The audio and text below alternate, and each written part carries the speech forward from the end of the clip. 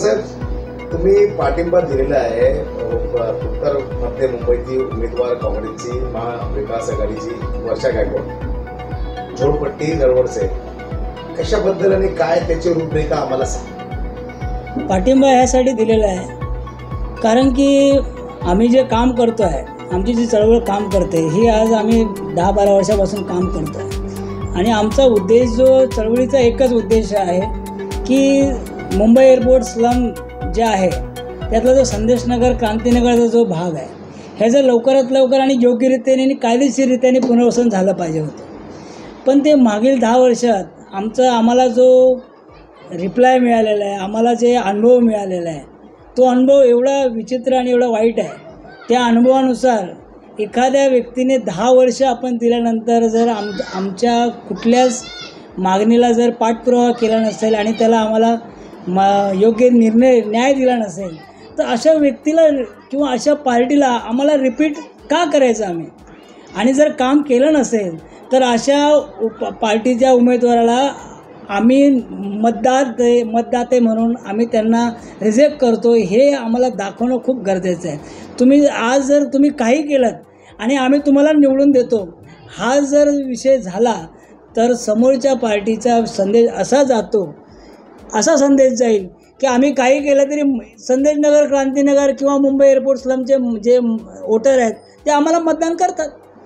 आम्हाला हा संदेश द्यायचा आहे की जर तुम्ही काम नसेल करत तर तुम्हाला आम्ही मतदान देणार नाही, तुम्हाला आम्ही निवडून देणार नाही. हा आमचा एक मेसेज आहे आणि ह्या मेसेजला आम्हाला पूर्ण नेण्यासाठी आम्ही काय केलं पाहिजे तर आम्ही आता सध्या अपील करतो आहे की आमच्या चळवळीच्या माध्यमातून अपील करतो की मतदाते जागे व्हा आणि ह्यावेळी तुम्ही भाजपाला मदत न करता तुम्ही एक अनुभवी कॅन्डिडेट जो उमेदवार काँग्रेसने दिलेला आहे वर्षाताई गायकवाड यांना मतदान करा.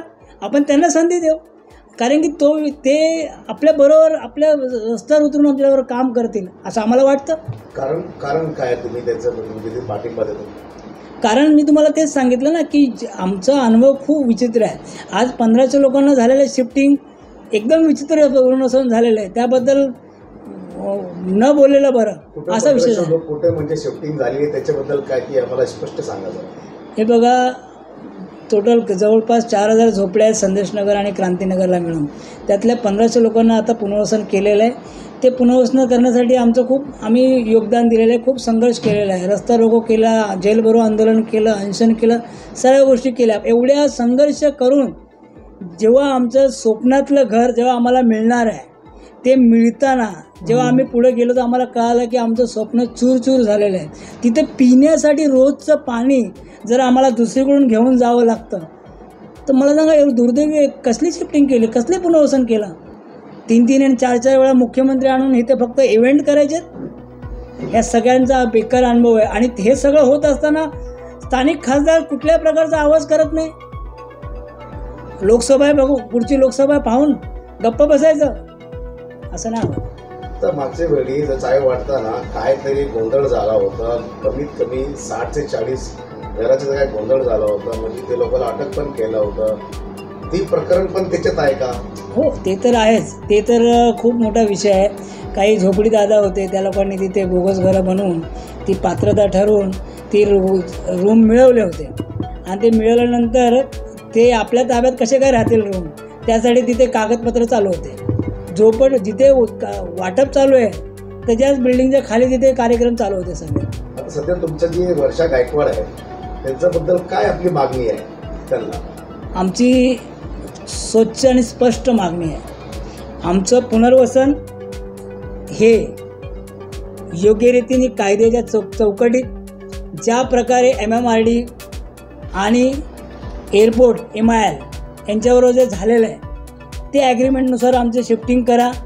जी घरं आता तुम्ही 1500 दिलेले आहेत त्यांचं पुण्यात नव्याने रिपेरिंग करून द्या आणि जे उर्वरित लोक आहेत जे तुम्ही मध्ये मध्ये सोडलेली लोक आहेत ते का सोडलीत?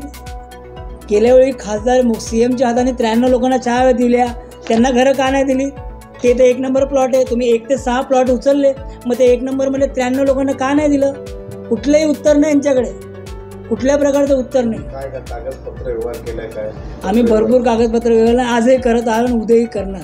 आमची मागणी एकच आहे, आमचं योग्यरित्याने आमच्या झोपडीधारकांना जी इच्छा आहे, ज्याप्रमाणे आम्ही मागतोय त्या प्रकारे आम्हाला पुनर्वसन करा, हीच आमची ह्या पत्राद्वारे. मुख्यमंत्री देवेंद्र फडणवीस आणि मागचे मुख्यमंत्री पण देवेंद्र फडणवीस आणि पूनम महाजन यांनी संदेश नगर क्रांती नगरला चावी दिली होती, ती प्लास्टिकची चावी. त्याचा काय झालं? तुम्ही झोपडपट्टी जवळचे आहे, त्याच्याबद्दल मला काय माहिती? बघा, जेव्हा ते चावी वाटपाचा कार्यक्रम झाला होता तेव्हा ते मला बोगस आहे असं मला कळालं होतं. तेव्हाच मी त्या गोष्टीचा विरोध केला होता. पण मला थोडासा दबाव टाकून मला 151 केला. विनोबा भावे चौकीला मला इथून उचलून घेऊन गेले ते पूर्ण कार्यक्रम होस्तवर. तर ते सगळ्या गोष्टीचा मी विरोध त्यावेळी पण केला होता, कारण हे बोगस आहे. ठोस कुठलीही कारवाई न करता अचानकपणे MMRDचं सर्व काही कामकाज SRAकडे ट्रान्सफर करायचं, ही कुठलीच भूमिका संशयास्पद होती मला. आणि त्यावेळी मी स्वतःहून तुम्ही लोकसभेचं निवडणूक ठेवून बोगस चाव्या वाटल्या म्हणून त्यावेळीचे CM जे फडणवीस साहेब आहे त्यांच्यावर FIR करा, अशी मी स्वतः मागणी केलेली DCPला. आता शेवटचे प्रश्न तुम्हाला, की आता तुम्ही फक्त हे आहे की तुम्ही वर्षा गायकवाडला झोपडपट्टी दरवर्षी करून पत्र दिलं, आणि पत्र म्हणजे समर्थन पत्र आहे, ती पत्र आपल्याला सांगायचं शेवटचं. हे बघा, हे आम्ही जाहीर पाठिंबा दिलेला आहे. आम्ही आमची झोपडपट्टी संघटना ही 3,500 सदस्य आहेत. सर्व प्रत्येक सदस्यांना आम्ही विनंती केलेली आहे की परिवर्तन करा. परिवर्तन जर केलं नाहीत, अभ्यास न करता जर विद्यार्थी पास झाला तर यापुढे विद्यार्थी अभ्यास करणार नाही. अभ्यास करा आणि पास व्हा, हा साधा मेसेज आहे. म्हणून आम्ही सध्या वर्षाताई गायकवाड यांना समर्थन केलेलं आहे, पाठिंबा दिलेला आहे. आणि अभ्यास न करणाऱ्या भाजपाला ह्या सीटमधून वगळा, दूर ठेवा. लेकिन कहीं ना कहीं भास्कर जी, आज चुनाव के ही वक्त इतना बड़ा डिसीजन, इतना बड़ा फैसला आज आपने लिए, इसके बारे में क्या कहना चाहेंगे? देखो, ये नेताओं से हम कुछ सीखते हैं. मुझे बताओ, ये इलेक्शन के ही पहले ये लोग मुद्दे बनाते हैं.